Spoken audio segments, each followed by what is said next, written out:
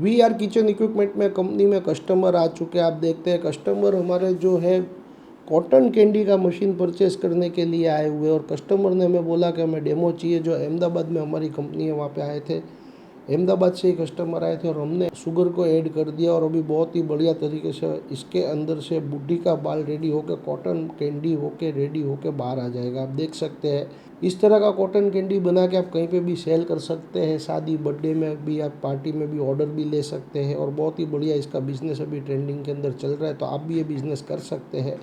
We are kitchen equipment के साथ जुड़ के बहुत ही बढ़िया तरीके से ये बिज़नेस आप कर सकते हैं। हमारे कस्टमर हमारी फैक्ट्री जो नारोल के अंदर है, आरवी डेनिम मिल के पीछे, इलाबेन एस्टेट, प्लॉट नंबर 16, नारोल विशाला हाईवे के ऊपर हमारा कंपनी। यहाँ पे हमारे कस्टमर आए थे और तुरंत ही वो मशीन लेके चले गए। आप भी अपना खुद का किसी भी तरह का अगर मशीन परचेस करना चाहते हैं, पानी पूरी का मशीन है, कॉटन कैंडी का मशीन है, हमारी कंपनी बहुत ही सारी मशीनें अलग अलग बनाती है। सोडा मशीन है, शुगर केन मशीन है। Thank you for watching we are soda machine.